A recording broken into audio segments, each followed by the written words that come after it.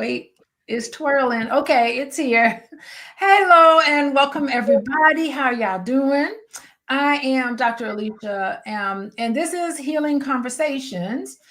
Oh my goodness, tonight we are going to dive into a topic I really enjoy exploring. And to me, it's like it's layered. And I personally think it's an urgent topic because today we're going to talk about many different things, but most important, we're going to talk about our sports races toward Black women. And what does that mean for their mental health, their money, their ability to thrive on and off the field? But as a Black woman viewing this, it has an impact on me because I identify, of course, with these images that are so near and dear to my heart. And, we've seen it recently how athletes, Black female athletes, sometimes struggle in their sport, but they also struggle outside of their sport. So one example that just came up was the issue with Sha'Carri Richardson, how she did not perform very well, and she's a little up and down. We just had the World Championships and looked like she is the one in charge. She's reclaimed her throne. And but she struggled off the track because my husband and I, Dr. Boyce, we talked a little bit about on this very platform. We talked a little bit about how she struggles with this domestic violence incident in the airport following a loss. And I kept thinking, wow, I wonder, Johnathane, by the way, I was thinking about you when it happened because I was like, wait, is it that some of her relationship issues carried over into the track and then therefore she didn't do very well? I don't know. We'll talk about those. I'm glad you framed that. Yes. You got something to say? What's up? Yeah. So I think that's an important topic, and we'll jump into that. Yes. And then, of course, I'm in Chicago, so I'm following Angel Reese. She gets backlash from the WNBA, some comments that were made that was a little insensitive, but I think it was taken out of context. Then we have the US Open. We got the tennis happening. It was a fashion event, but Taylor Townsend, this whole issue on the court with her, and also a bunch of other tennis Black women who are just making tennis exciting right now. But off the court, they're getting these comments. You look at judges, all of this is happening. Seems like it's all coming together. And their stories, to me, is not just about sports. It's watching this as a reflection of what happens in my personal life and what I see all around. These are stories about, to me, resilience, how to deal with pressure, the racism, the sexism. Yes, sexism. And, I do want to have a conversation about healing and going forward. But before we do that, I got to introduce y'all because we are welcoming back Johnathane Gaffney Sr. Okay. He is Coach Gaffney. And I'm looking here, you got 20 years of experience working with youth, families, athletes, all around mental health and community engagement. And I really love this. And then one day, I'm looking at my husband right now, my husband, Dr. Boyce Watkins.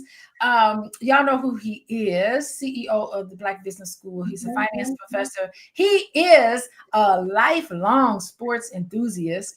Whenever we get alone together, he will talk about sports and he'll do it in a way that is romantic, believe it or not. But he's going to help us unpack some of this media narratives that I think impact the treatment of Black women athletes. I see him around the corner, so he'll be joining us in a second. Okay, so tonight we are exposing some of the issues. We are going to talk about healing. I, of course, want to talk about mindfulness in sports. And I was reading up. I didn't get to tell you anything, Coach Gaffney. I was reading up on this topic and I realized mindfulness is a really key concept that is taught to professional athletes as well as youth athletes. So we'll kind of dig into some of that.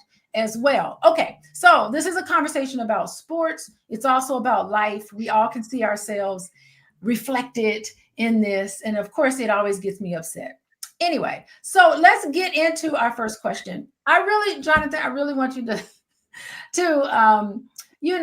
talk to us about what you see as Black women in sports. Both of us have daughters who play sports. So we've been talking about dance and sports. And, how is it that Black women in sports often face this racism, sexism, all of this at the same time, and just the pressures and how it affects their ability to stay focused in the competition? What do you have to say to that? So first off, I would be remiss if I did not say thank you so much for inviting me again. I'm so Yes. excited to be here. As you stated before, my experience really speaks from a place as a teacher and a coach.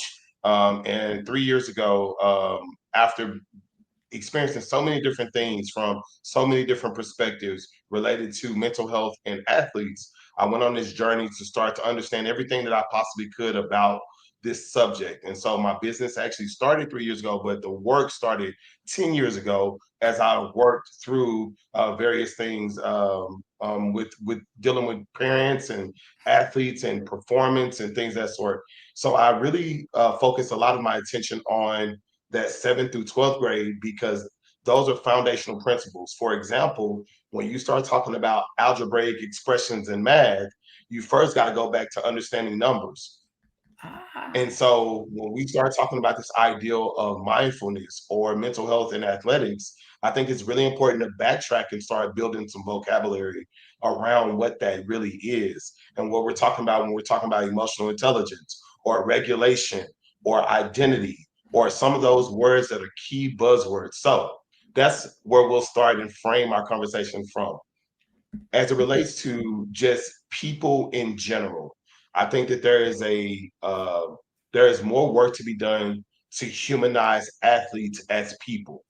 For a lot of our culture, because of the esteem that athletes are put on, and that esteem comes with pressure, we often lose that player-person relationship, and we only look at those individuals as players or objects, and not as people that are comprehensive in nature.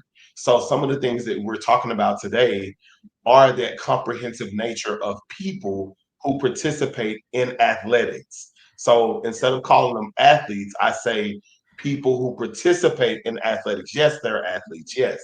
But just as you would respect a person who had a diagnosis of autism, you would not say an autistic person, you would say a person with autism. So the same can be applied in this scenario when we talk about people who participate in athletics, also known as athletes. This is really interesting. Person first language is so important because they're more than just that sport that they happen to play in. And gosh, as you were talking, it just reminded me this weekend I had date night with Dr. Boyce and we watched him. And Ooh. I thought that movie was so good, but it also perpetuates because in that movie, there's a lot to be said about that movie, but I mean, he was it was nothing but football for him.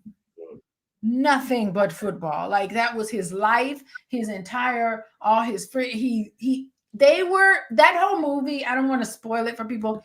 It was like eating, sleeping, drinking, everything football. And there was nothing else. And it was almost to the point of, and maybe that's the point of, I don't know if Jordan Peele did the movie or who else wrote the film, but it was really too extreme, like extreme sports. But yeah, I think that's really kind of interesting how the balance is not there. And how movies like this tells us about how extreme things can be, but bringing it back to when you were talking about mental health and staying focused, what is it in terms of off pressure, especially for Black women in light of all of these things that are happening? How is that, the pressure. What is that in terms of how it looks for Black women, especially mothers, and all of these multiple different roles that they're carrying? What does that mean for them? Sure. So it starts with, I'm glad you said something that I'm going to recapture in extremes. I think that in anything, there's a possibility for extremes. And so when you're talking about being person centered and talking about being a comprehensive person, we all have various layers of us as people. And so the very first layer is what our needs are as human beings. Mm. um, Dr. Karen Purvis out of the Childhood Institute in TCU, which is Texas Christian University out here in Texas, which is where I'm from. Shout out Texas. Um, she says that there are two things that every human needs: is love, that connection piece, and belonging, that community piece. So we need connection and community. And so oftentimes we get into these sports, we get into these different endeavors, and we still carry those needs for connection and community. You then start tying that to identity. And the extreme of that is I am only an athlete. I eat, breathe, and sleep football. I eat, breathe, and sleep basketball. I eat, breathe, and sleep, whatever that sport is, and that becomes your identity, and that becomes associated with your personality. So where it starts is disassociating the ideal of you are only an athlete, because you can be a mom, you're also a sister, you're also a auntie, you're also a you also have these skills and abilities. So it's really helping athletes understand that being an athlete is one part of what they do. It's not who they are. I like that because I'm thinking about Shelly Ann Fraser Price, who in the world competition, we got to see her run her last race. And I'm in the back of my mind, I'm thinking, oh, she can go home and be a wife and be a mother, and she could, do some of these other things. Of course, still be interested in track, but I see her as such a complete person. But I really don't see her as demonized in the same sense that I see a lot of African American women in sports. And I just think about some of the pressures that they're under, because all of us, we don't really get to see some of these things. And Shelly Ann Fraser Price had a beautiful career. And it's really nice to see her kind of end her career on the up note, because she didn't win anything, but she ran a great race. And the Jamaicans came in second in I think the 4x100. I was kind of listening to it because my husband, he'll be coming in shortly, but he's an enthusiast in track, so I can't help but to realize this. But I just was looking at sort of like the way people look at women, particularly how a lot of Black women who want to become mothers, how they are, seen in sports. Yes, I agree. With anything, I think that it's important to, and this is something, again, being a high school teacher, an educator, my brain works in that framework. So forgive me if this is something that the approach is kind of dumbed down, but it's this Yeah. ideal of when we talk about messaging in English class and talking about persuasive arguments and persuasive speech, the whole ideal of that unit is to talk about how messaging carries a meaning. There is meaning Mhm. behind the or projection of messaging. So when you're talking about how media can play a part in um, how they paint a picture to look, I think that's the same thing in how we as individuals talk. We're given a perspective right now about these young ladies' lives, but we're giving it from a limited viewpoint. We don't see all of the aspects of their lives. So instead of taking it as true face value, true 100% accuracy, I think that we should do a better job as individuals that are consuming this information and being able to look at multiple perspectives, be able to see sources from multiple perspectives, and not just say and ask really the question, who or what is the meaning behind the message I'm receiving? Why is this person framing this message in this way? For example, why is Coach Gaffney on this podcast right now with Dr. Alicia? Well, I Mm-hmm. want it to be normalized. I have an agenda. Yes, my messaging has an agenda. I want the conversation Mm-hmm. about athletics and mental health to be normalized. I want it to be started at a foundational perspective. So as I speak, I'm going to speak with that agenda in mind. And some of the messaging that we see, have we seen historically, that we've seen, and not only just in the context of sports, but in every context, in film, in television, in all of those different things. We can point to racist practices, sexism, colorism. We can point to a number of those isms in all of that. But you got to remember that not everything that you see is 100% accuracy or the truth. So do a little bit like one of my son's favorite songs was in elementary school. Dig a little deeper. Oh my Dig a little God. deeper. And I if love you this dig a little deeper find out because more, dig a little deeper. yeah, because I think like most people don't dig deeper. They just like follow whatever is there. And it's like if you want to be an athlete, it's more than just the sport. You have to manage your social media. You have to manage these narratives that are said about you. And you have to be able to cancel all of that out. When it's time for game time, when it's time to go, you have to be completely focused on the here and now. And I will get into mindfulness and how that can kind of help people block some of that out. But we have here our guest. Let me see, Dr. Boyce here. I'm going to bring him on because I'm going to add him here because, hey, Dr. Boyce, how you doing? Hey, Um, how are y'all doing today? we're doing Doing great. well. We are sitting here talking about, let me tell you what we've been talking about. Everybody, we've been talking about our sports races toward Black women. We've been talking about the media narratives. We've been talking a little bit about mental health. We haven't quite gotten into that, but this is the question that we're talking about. And I'm glad to bring you on here. And I want to let everybody know that let's see. What is happening? Where's my banners? Okay. So as I peel through my banners, I want everybody, if you're interested, text love, LOVE to 87948 to get updates from me.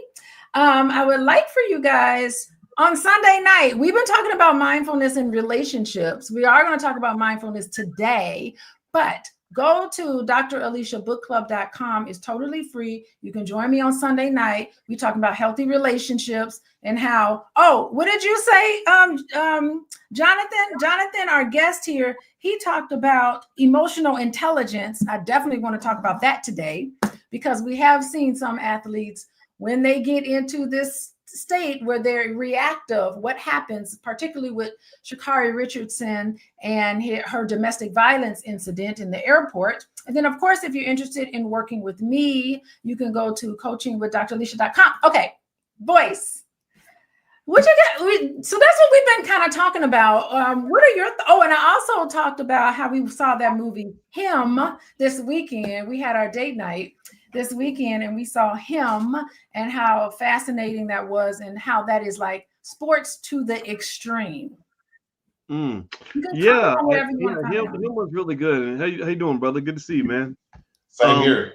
yeah, absolutely. Well, him was interesting because it was really a good job in terms of really showing the trade-off that we make when we become extreme about anything. And in sports, there's something about the culture of sports in terms of I know when I played sports, there's an appeal of kind of the warrior culture and being a warrior and a winner and a champion and everything else, which pretty much tells you that you can't give enough to win, that the more you're willing to sacrifice, the greater you can become. And so when you're using terms like sacrifice and And in the movie, they used terms like savior, and his favorite team was the Saints. Was it or the Saviors? They were the Saviors, and his father would tell him about the importance of sacrifice. All that I think spins back into almost like a religious sort of thing, almost like the sport becomes your God, and you're sort of praying at this altar to give everything and sacrifice everything to get this championship or whatever it is you're trying to get.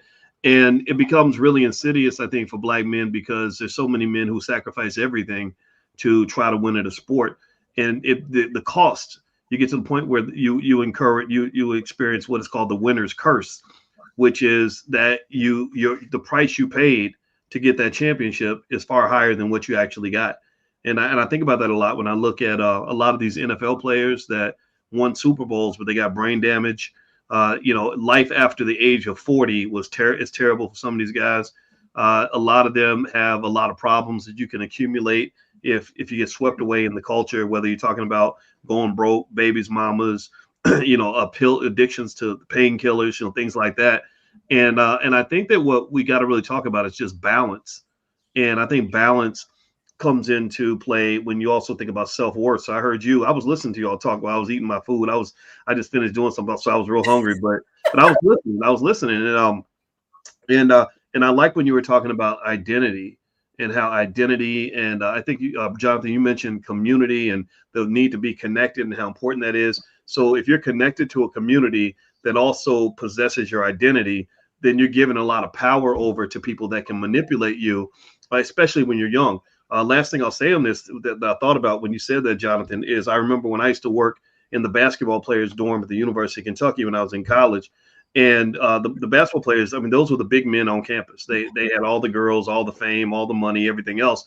And I mean, I remember everybody would have to sign in at the front desk to go see the player. And I would literally see one guy have 4 beautiful women sign in and come out like a little assembly line. And the thing about that experience, though, is I remember also walking in that dorm and the way they indoctrinated them into the culture of winning in sports. Everything, all the murals on the wall of previous championships, and everything was, if in the football dorm it was football, and the basketball dorm it was basketball. And then you have to ask that question, what happens when you lose football, or what happens when you lose the ability to play basketball? It seems very dangerous, because for some people they lose their whole identity. I'm done talking. Thank you for letting me. Yeah. No, I think this is really good. I mean, what are they sacrificing? Their bodies. They're sacrificing their brains. I mean, even in the movie Him, the guy had this big metal, looked like metal staples in his head.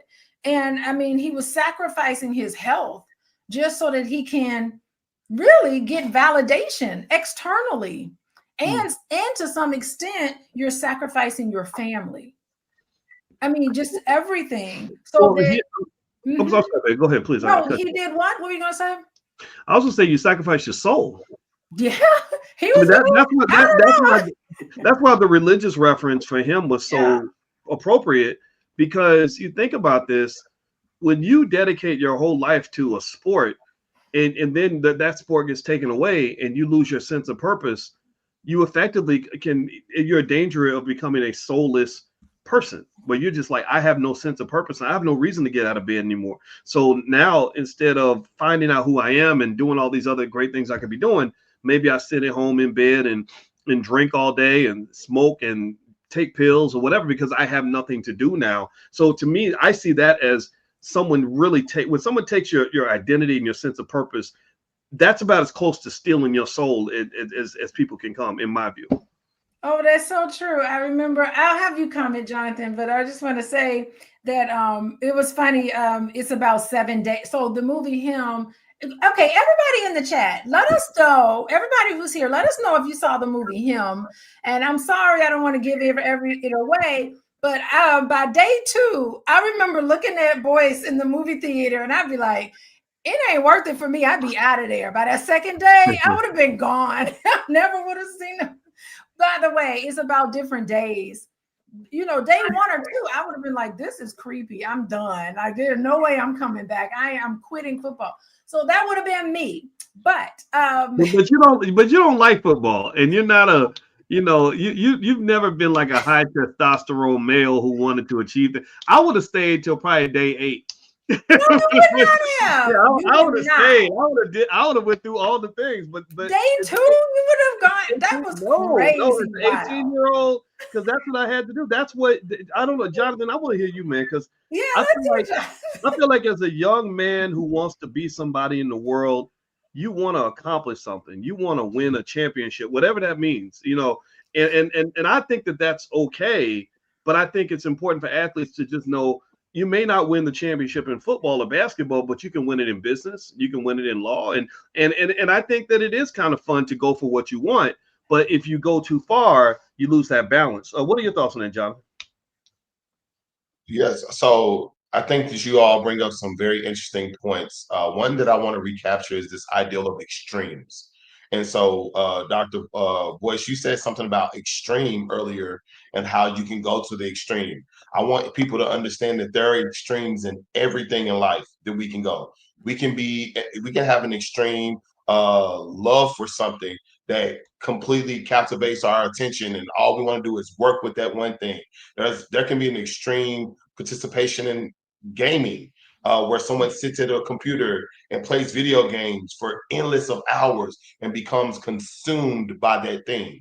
There can actually be an extreme and an over extreme of how we do relationship, where we are so engulfed with that person that we don't know ourselves away from them or apart from them. We don't know the things we like. We only like a Coming to America. I'm gonna use that reference where the young lady comes out and he's like, well, what do you like to do? And she's like, whatever you like. So extremes can exist in anything. So let's, I think, doing a justice of talking to the point of, when we're talking about athletes specifically, there is a level of dedication that is required at each level that you progress at. And understanding what that is going to entail is important. It's kind of one of those things where when you go before you get married and someone says, okay, in your marriage, you're going to have conversations about how you're going to rear kids. If no one ever talks to you about that and you get to that position, then you're stuck in a point where you're having to go on prior knowledge, maybe some misinformation, all of these things to make a decision. And so I think that as we talk about this, framing this from a perspective of these are things that athletes are experiencing as a athlete trying to get into this culture of athletics.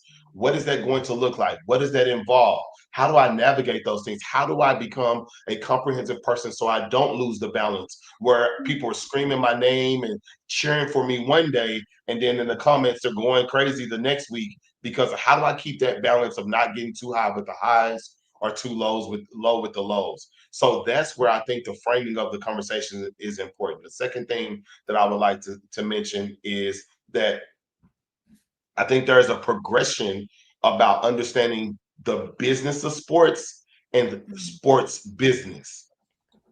So there's a business of athletics, and then there is the athletic business.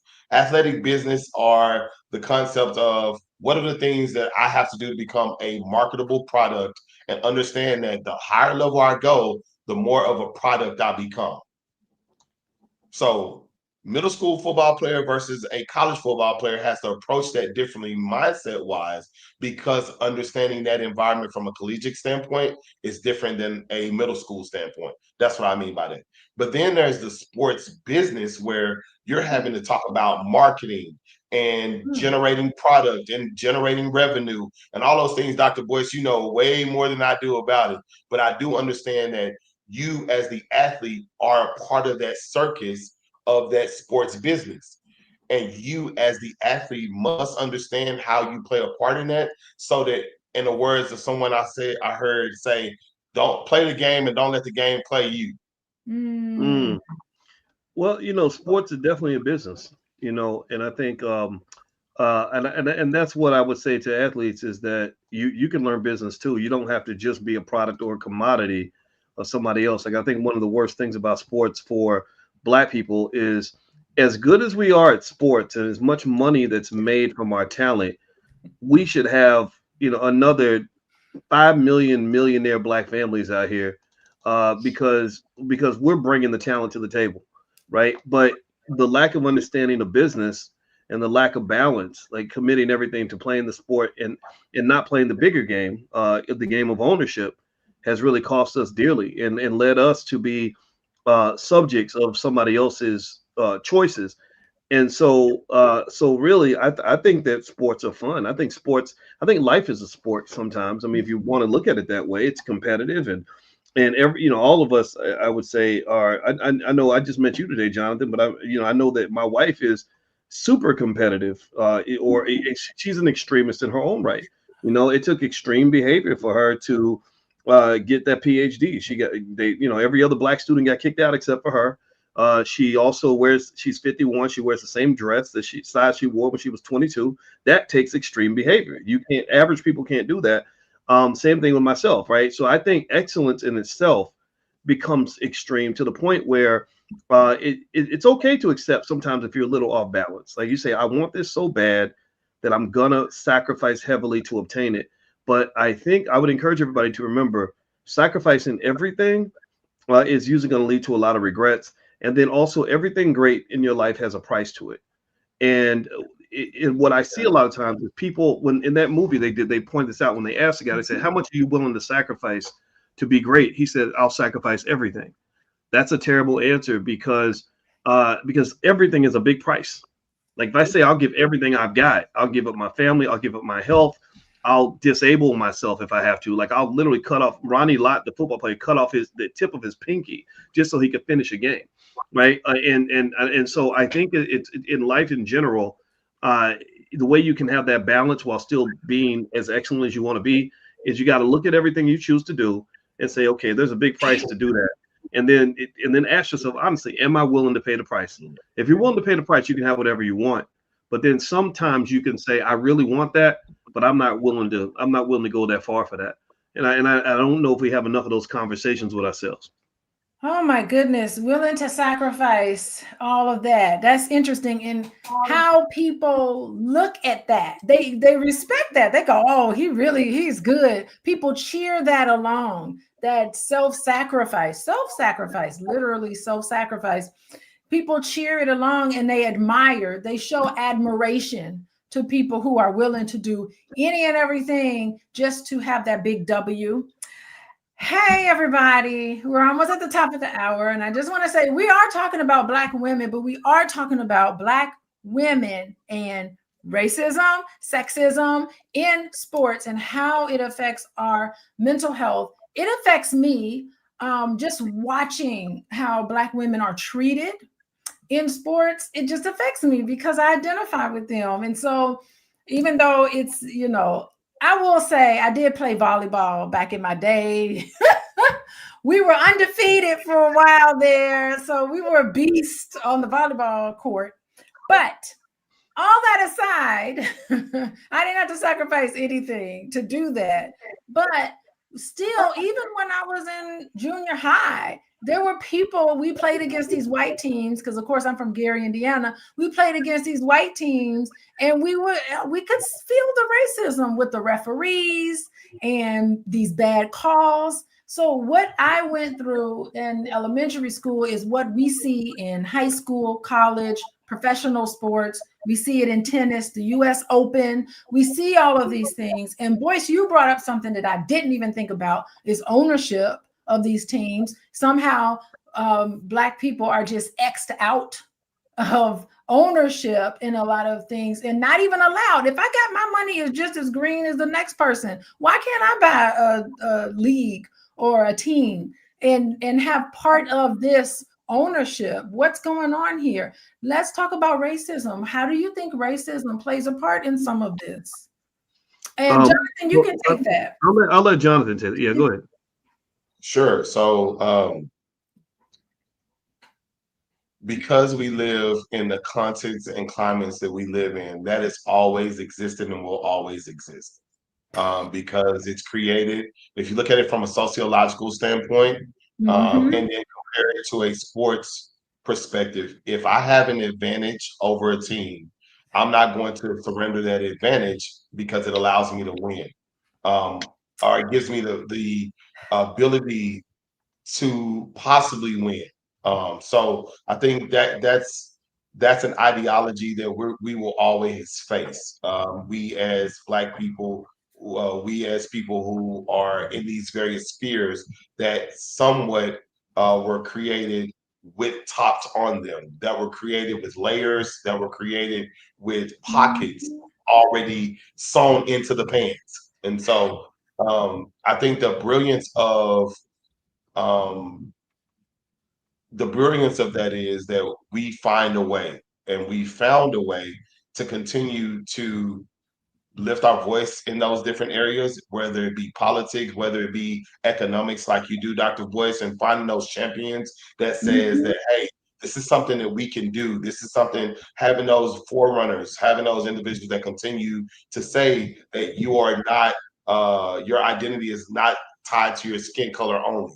Your identity can be tied to the gifts and talents that you were blessed with. Your identity can also be tied to the amount of value you provide to a community or to a ecosystem. All of these things can be value added. So when we talk about racism in sports, yes, it plays a part at every level and everything. However, I think that some of that focus can be shifted to the individuals that do work hard to overcome some of those things. Some of those people who bring to light some of, like, for example, I know a couple of years ago, there was a big push by several outlets. One of them is called the Pivot Podcast, where they brought several Black coaches from the NFL in and talking about why aren't there more Black head coaches? And because of that Yeah. conversation, other conversations started to happen where now there have been some doors open, not all the doors, and not as many doors there should be. And we can say that about any industry. We can say that about every industry, but we do see the progress. And so I encourage those individuals to continue to have the conversations that says that equality or racism is this and the system does that. But I also want to champion those individuals who are saying, I'm going to lead the way in making sure that I am the bridge to the access.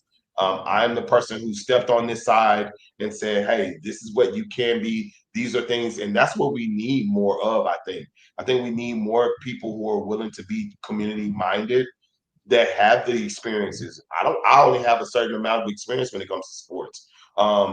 Another person may have a certain amount of experience, but collectively, can we bring those voices in the room and start setting a pathway for other generations to do it better? For example, one of the things recently we've seen in NIL deals with a young lady who went to Texas Tech, I believe. Yes. Uh, she got paid $1 million to go to Texas Tech. Yes, I agree. Is she worth 10 million? Probably. But 5 years ago, that wouldn't have happened. So Yeah. acknowledging the waves of what has happened, what has transpired, and continuing to beat that drum of let's keep moving, let's keep moving, let's keep moving. Yeah, I think this is good. Paying college athletes, that's definitely progress, especially basketball players and football players. You know, paying athletes, definitely having more diverse coaches is definitely an answer. But I always thought to myself, and Boyce, you can comment on this, like, why can't all the players just get together and just be like, I quit? Just like walk off the field, because it would be no game. If the Black people just got up one day and was just like, I'm not doing it anymore, and they just left, I mean, what's gonna happen? Like, the whole thing is gonna collapse. Like, I just feel like Black athletes have the world in the palm of their hands. And why can't they just get together and do something? I don't know. It's more than just paying athletes and the coaches. I just am so frustrated because they dominate in so many of these areas and they see the racism. Just say, I'm not going to do it anymore. I'm going to go over here. We all going to go over here. We're going to play over here. And then I bet you things will turn around. Boyce, what do you think? Well, when you have conversations about doors being opened, what's interesting to me about those conversations is I don't think we ask the most important question that can be asked, which is who built the door? And why do I think Alicia knocked herself out of the room for a second. Who built the door? You know, who decided that there's going to be a door? Who decided who's going to get to walk through it? And why is that? Why do they control the door and we don't, right? And so what I'm really finding is that when you look at the racism in sports, a lot of that racism is driven largely by the fact that we are deeply committed to making sure the white man's businesses are really successful. We really are in love with white people's wealth in terms of allowing them to drive the car, and we just want to be a passenger. And so what I'm gonna say on that is that if you think about it like this, right? Think about how you're raised. You're raised to believe that there are a few things that you have to do to be successful, and some things are optional. So one thing you're told you have to do is one, you got to get an education. If you got a good family, they're like, go to school, go to school, go to school. And that's important for sure. That'll get you an education. Then when you get a job, you're told go to work. You don't work, you don't eat. You know, be a hardworking person, show up to work every day. That's not optional. You ask people about work, what they're gonna do that day. They say, I gotta go work. I gotta go to work. But then when you get to things like investing, well, that becomes optional, right? You know, I can't invest because I don't have enough money. I don't know what to do. I got to think about it. You know, I'm a little nervous, right? And that really comes from training. Why is that important? Well, because going to school will get you an education. Working will pay your bills, but investing is what you do to build wealth. Investing is what you do to build power. Investing is what you must do to become an owner of anything. Jerry Jones, you know, he didn't spend his life trying to be a Dallas Cowboy on the field. He wanted to be in the owner's box, which required him to have a whole different mindset when it came to figuring out a way to acquire the Dallas Cowboys. Now, a lot of people couldn't have done what he did. It cost a lot of money. But then I know a lot of folks who are in an economic position where they could do exactly what Jerry Jones did, buy this team for 150 million and then hold it until it becomes worth 13 billion and deal with all the ups and downs that come with that. We've got athletes that are worth, LeBron is a billionaire. When you're a billionaire, you can do a lot of stuff. And the other thing too is if you look at Jerry Jones, for example, just because I was watching his documentary or the Cowboys documentary on Netflix, if you look at that, it took 30 years of consistent commitment and investment into the same organization to take that low value asset and make it into a high value asset, right? And so he didn't come in and try to buy the Cowboys at $13 billion. He bought the Cowboys at 150 million and increased the value to make it worth 13 billion. So for a lot of our athletes, a couple things that happened that I wish they would reconsider is number one, they never actually, there's not a collective effort where everybody says, okay, what does it really take to be able to own this damn thing? How do we get together and buy some of this and own it? The other thing I would like to change is I would like for them to stop thinking that the way to ownership is to go buy something that's really valuable and get your little piece. Like, so rather than going out and busting your ass to own 3% of the freaking Miami Dolphins, go start the Negro Leagues and pour into that thing until it becomes worth something. That's how you build wealth. That's what the NFL owners did. Most of those families have owned their teams since they were created, and they were worth, the Chicago Bears were worth $50 when that Hallis family, I think that's the name, when they took over the Bears, they were worth $50. Now they're worth $5 billion because somebody started something small, invested in it, and grew it into something powerful. So by us being distracted by the sports, or not having the belief that we have the right to be owners, not even having that mindset, or also thinking that in order to be owners, I got to go buy something valuable. That to me is the wrong way to invest. You don't make money investing by buying expensive shit. If I want to own the house, you know, I don't necessarily make wealth by going to the most expensive neighborhood and buying a $10 million house and hoping the value goes up. That might work, but that's hard to do. It's hard to get in that neighborhood. What I do is I go to my hood where nobody wants to live. I do what Kenny Gamble did. Kenny Gamble did this in music industry. I go buy a raggedy ass house that nobody want for 80 grand. I fix that sucker up, and then it becomes that $250,000, $300,000, $400,000 house. So ultimately, I wish this was really part of the culture, man. I wish we would understand just how this thing works. And I know we don't, some of us just don't get it. And a lot of people don't believe me when I say it. You know, all I got is a PhD in this stuff. But I really think that if we shift our thinking, we can own incredibly valuable assets. like the way we used to own the Negro Leagues. The Negro Leagues were going into a big, powerful business until we sold all that out so Jackie Robinson could go get a damn job. Go ahead, Jonathan. I said too much. So I hear your perspective. I think pulling it back to the ideal of mental health, going into the direction of the three components of mental health is, and this is just like a really, really high viewpoint, but you can get into the weeds of it: thinking, acting, thinking, feeling, and acting. So going to some of the things and recapturing one thing that you mentioned was this ideal of what you wish something would how things would move differently. And I think those things, in order for them to move differently, they have to be valued differently.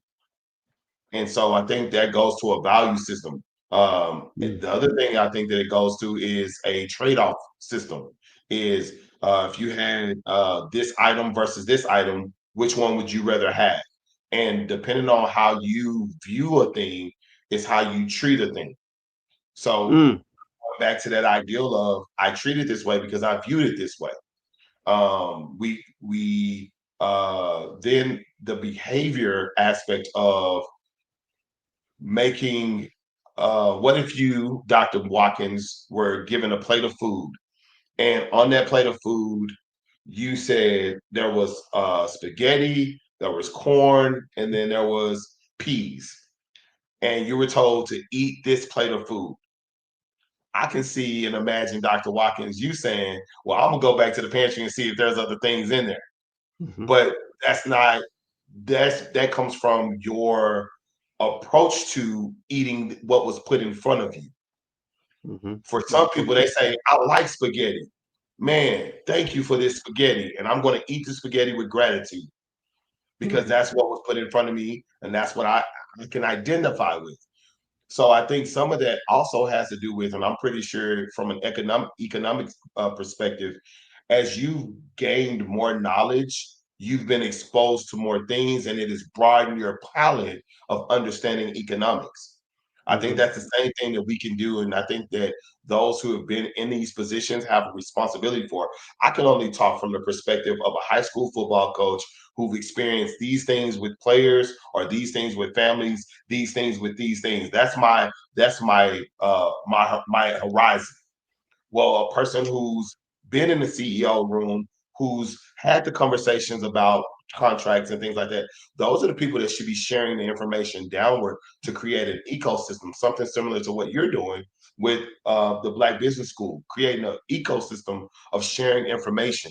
And through that, then you're exposing me to a different palette. What if I only know as an athlete that I can be a quarterback? Then I get into a system that exposes me to a different way of thinking.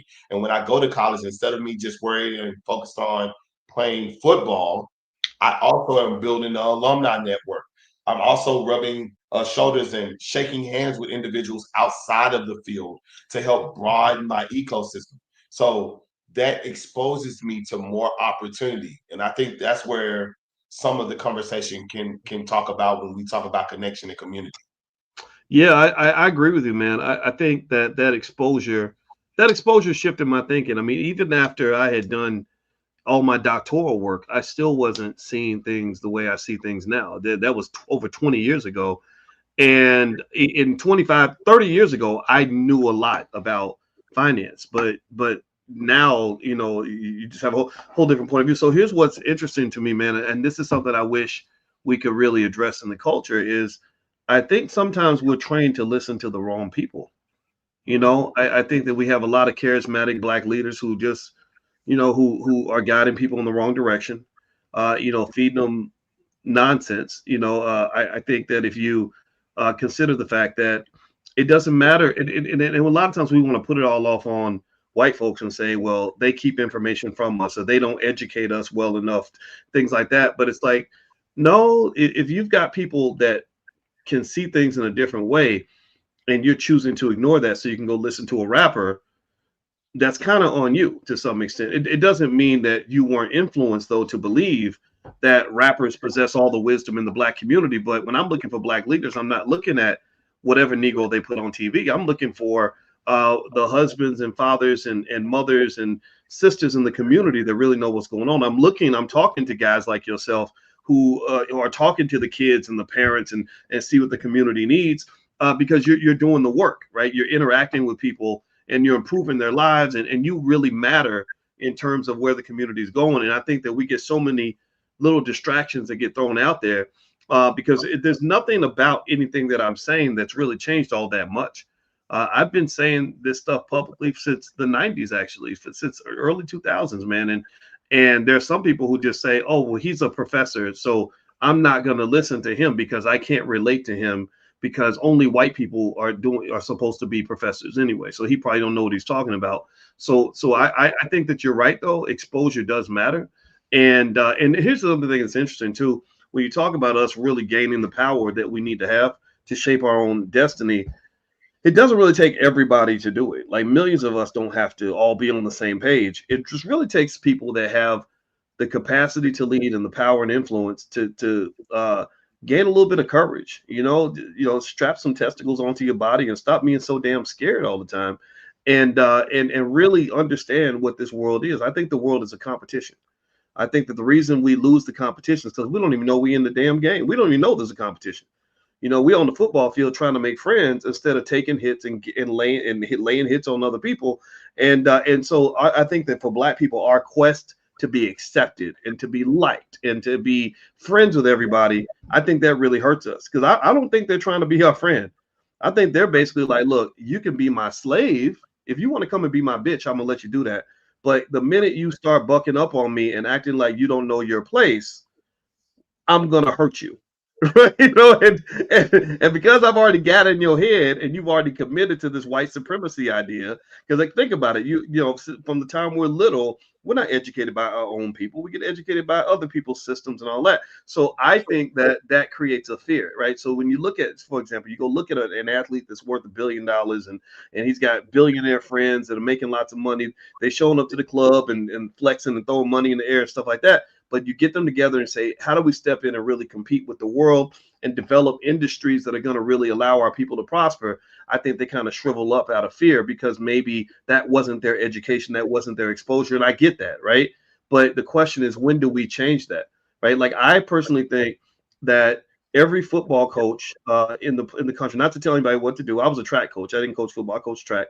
I think every coach that is responsible for young Black people should incorporate economic education into what they do on the field and help them learn from. There's some great models out here. Michael Jordan is an excellent model of how you can be an amazing athlete on the field, take that same skill set, translate that to things like business and ownership, and do extremely well, and learn those lessons, so that we understand that, look, just because you weren't that 1% or 0.1% that made it to the NFL, the NBA, yeah, you're part of the 99.9% that didn't make it.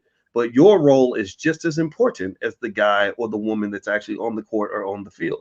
Because maybe when they get out and they dunk the basketballs and score the points, you can pull together a group and you become the owners of a team that then allows you, like, so that you're buddies with LeBron. He's got 10 or 15 friends like Rich Paul and others who've elevated their careers in an extraordinary way because of LeBron's ability to play basketball. The next step to that would be, okay, now we're forming our own league. And LeBron is one of the athletes that's going to draw attention to this league, and we're going to do the back end infrastructure so everybody can get rich, right? Because like you said, and maybe you agree with me, I'd like to know what you think about this. I really think that we've got 95% of what they need in order for a sports league to be successful. What do you think? I think, to your point, the big three is an example of what you're talking about, in my opinion. Ice Cube, not excuse me, gosh, I lost his name. Is Ice Cube? Yeah, Ice Cube.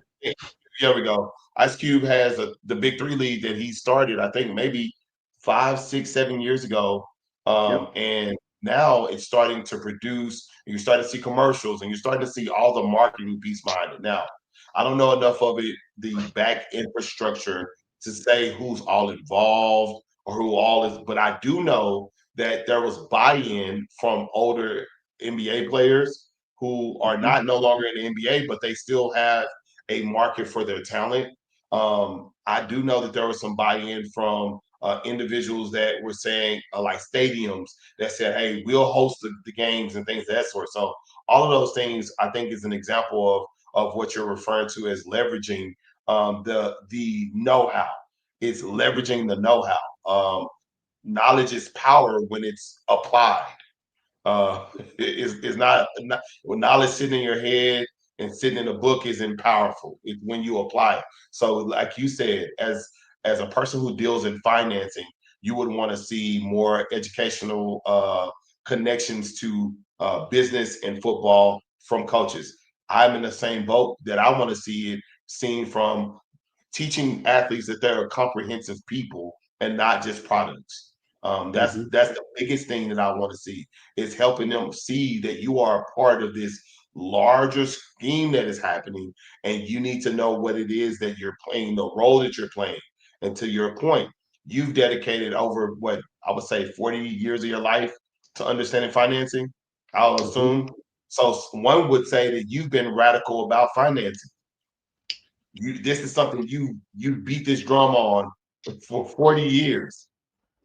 And so how has that looked different? What does the drumbeat look different like from year 1 to year 40, from year 5 to year 10 to year 15? What were some of the things that you've pivoted from? How were you able to use your experiences of working in financing to then help talk to different pockets and different people? I think that same thing can be applied when you're talking about comprehensive people in sports, and that we are whole human beings, athletes, parents, fathers, mothers, et cetera, et cetera, et cetera. You mentioned Michael Jordan being a person that transitioned well from athletics. I think there are a number of people that have done that. I also say that this generation is promising because there have been some influencers that have used sports to elevate their platform to a point where they are now using skill sets that are generating income that are around sports. One of them is called an influencer called Acho Speed. My son is 11 years old and he watches this dude a lot. I can't remember another gentleman's name that he watches, but it's a few of them that like they have flag tournaments or they'll have one-on-one competitions, and then they'll generate 5 billion views and they somehow leverage that for income, sponsorships, things of that sort.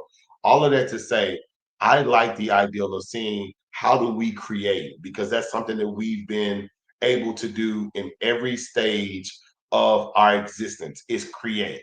And it may have looked slower in some stages or not, but the Black Business School is a perfect example of creating in your sphere. So I love these that. athletes learn enough to create in their sphere because now they have the mindset of I'm not just an athlete. I'm using my athletic ability in this way, but how can I then still take that and what I call maybe leverage it to understand this game? And if I understand this game, I can play it this way. One of the gentlemen who works with investments, I'm not going to say his name because I don't want to get his information wrong. But I remember reading a story and saying how he was a dope boy, and he took the same principles of learning a dope game and put it into investing. And that's where I'm trying to me as I am learning my platform, as I'm learning how to get my message out there, is how do I encourage younger athletes and older athletes and link those athletes together and the people around athleticism and start having the conversation that you're having, Dr. Boyce, about economic education in athletics, about mental health in athletics, about all of the things that incorporate it. And instead of saying you tell us, we tell each other. hmm Well, I love that, man. I love that a lot. And I think my wife went AWOL, so I don't know if she's coming back. But I'm gonna say this, man, and then I'll let you get the last word, and you can tell everybody where they can follow you. I agree with you 100%. I just kind of think the simple connection I would encourage everybody to make into if you want to have a takeaway that you want to share with your family, friends, stuff like that, or your kids. Help them understand that skill sets are universal. That's the biggest thing. If you got a hammer, that doesn't mean you can only hit one nail. It's better if you have a hammer, you shouldn't just necessarily focus on one nail to hit and then they take that nail away and you think your hammer is worthless. No, that hammer has value, even if it's not hitting the nail that you were hitting before. If you're a builder, then that hammer will always have value. So what I would say to everybody in here is if you look at how much we get from sports, like how many of y'all in here, give me a yes in the chat if you played sports or if you love sports or have been involved in sports. Everybody put a yes in the chat. Every athlete, former athlete, athlete in your mind, like every if you got a kid that's an athlete, put the yes in the chat. I ask you that because I want you to really tune in on what's universal about sports and what it does for you. Sports teaches you all the things you need to be successful in life. Sports teaches you how to plan ahead, how to have a strategy, teaches you how to work hard for your goals, teaches you consistency, teaches you discipline, right? Teamwork, all these things you learn from sports. And I guarantee you that if you are committed to the sport you play when you're young, then you can take that same skill set. You can apply it to becoming a medical doctor, an attorney. You can apply it to becoming a business owner. There's a billion things you can do with that ability. And it's not just what you do with your body; it's what you do with your mind. And this is one of the reasons why we have to educate our own kids, is so they don't get boxed in. Because when people get boxed in, they end up feeling like they don't have any options. It doesn't matter if you actually do or not. What matters is if somebody's convinced you that you have no options. Like a bad relationship. You ever had a bad relationship, Jonathan, where where that girl made you somehow think that she's the only girl that's ever gonna want you? I know it's hard to admit, but I've gone through that. Hey, man, I'm not gonna admit that, man. No, I'm still. I have, man. I have. Baby, please, and all that, and then she dumps you, and then you find out that there's a lot of opportunities out there. There's a lot of fish in the sea that you never saw because you were focused on the wrong fish. So a lot of our young men, I think, they focus on the wrong fish. They think basketball is the only thing I got. Well, really, you got a whole lot more than basketball. You were great at that. You can be great at a lot of things because it takes, success and excellence is kind of universal. And making sure you understand that is part of your self-esteem and realizing that you can't let somebody else ever take away your identity. No, never let anybody else have that right to take your identity away from you. That is your decision. So I'm gonna let you get the last word, Jonathan. Maybe you can tell people where they can find you, stuff like that. Yeah. So I first off want to say thank you for just making a time for this conversation. I agree with several points that you made in the sense of understanding that skill sets are universal, and that's something that if you can understand as a football player, I use that as an example. If you can understand how timing works, where angles work, if you can understand that I have to kick the ball 40 yards, or you can start then having conversations about math. You can start having conversations about spatial awareness. You can start having conversations about how strategy works with people. Like one of the things I love doing for football players that I get an intimate relationship with as it relates to like coaching and things like that is teaching them a game of chess and how the game of chess correlates with the pieces on a field moving toward an expected end. I'll say it that way. And so being able to correlate different analogies for football players, for athletes, for volleyball players, and letting them know that this is how your sport can translate. This is how the skill sets that you've developed in this sport can translate. I think is a powerful thing. As it relates to my work specifically, we do that for athletes starting as early as seventh grade. We, as best as we can, that's the primary focus area is 7th through 12th grade. We work with athletes in the state of Texas, and we've done some things outside of the primary in the state of Texas.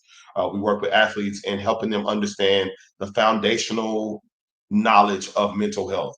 What is emotional intelligence, self-awareness, self-management, social awareness, relationship skills, responsible decision-making? What is executive functioning? What is that? What does that even mean? How do I even define what are the emotions that I'm experiencing?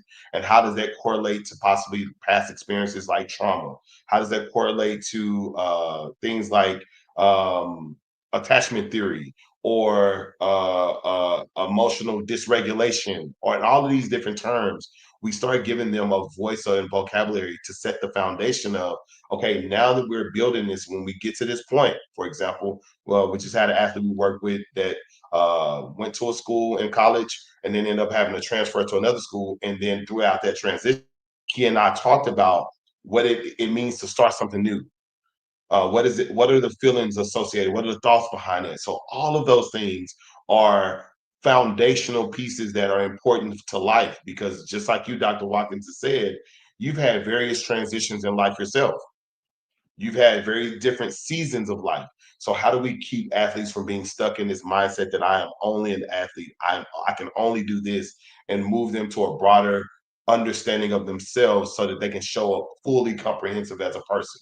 If I'm ever faced with a situation, going back to that movie, him, if I'm ever faced with a moral situation where I say, I don't want to do this, I'm okay walking away from the I don't want to do, because I don't want to compromise who I am outside of football, because football is not my identity.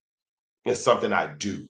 I think that's where we start having this conversation of separating the two. People can find me if they're interested in work and following our work. Facebook is at Jonathan Gaffney. I share my information with Dr. Alicia, so she can get that information out. On Instagram is at Coach the Mental, and then on Twitter is at Coach Mental Health. So you can find me on any of those outlets. You can email me, spelling my first name, last name at gmail.com. Really, man, I'm really about just doing the work on the ground and really doing the best that I can to get this message out. All right. So everybody, take a look on that screen of how he spells his name. It's spelled a little different from the typical Jonathan. I bet a lot of people misspell your name every day, huh? Oh man, blame my parents. I blame my parents. But no, yeah, I love that though. Yeah, I bet you've never met another person whose name spelled the same way as yours, have you? Yeah, that's really unique. So Jonathan, for anybody that's listening, it's spelled John, just like John, Athane, almost like methane at the end, A-N-E. So Johnathane Gaffney, Gaffney. That's Johnathane, and his email is jonathan.gaffney, Gaffney, at gmail.com. All right. So I see some Bernita's asking me about the financial program for student athletes here in Philly. I think that's great. I think that at some point, my goal, my hope, my dream is that things like financial success, business success, life success programs like what Mr. Gaffney's running, that this is not the exception. This has to be the rule. Think about this. There's nothing harder in America right now, anyway, that I can see than growing up as a black man or black woman in this country. You got a lot of landmines, a lot of tough situations, a lot of crazy scenarios you got to navigate. So when he talked about executive functioning, you have to function like an executive, or they'll have you out here functioning like a prison inmate. And we don't want that. That's not who our kids are supposed to be. They're supposed to be in better situations. So that this emotional intelligence, absolutely essential. Executive functioning, absolutely essential. Good life decisions, absolutely essential. Being able to process your emotions properly in a healthy way, essential. Understanding business and investing, essential. Give me a yes if you agree. Let me know if you agree. I want to make sure we walk away with that by having more than just a good conversation. I want us to have a transformative moment where we all go home and understand our role in this process. We're teammates. Let's go make sure the team wins, and let's make sure the babies get what they need. So I want to say thank you, Mr. Gaffney, for everything you do, man. I think everything starts with love. And thank you, everybody who joined us. We love you. We appreciate you.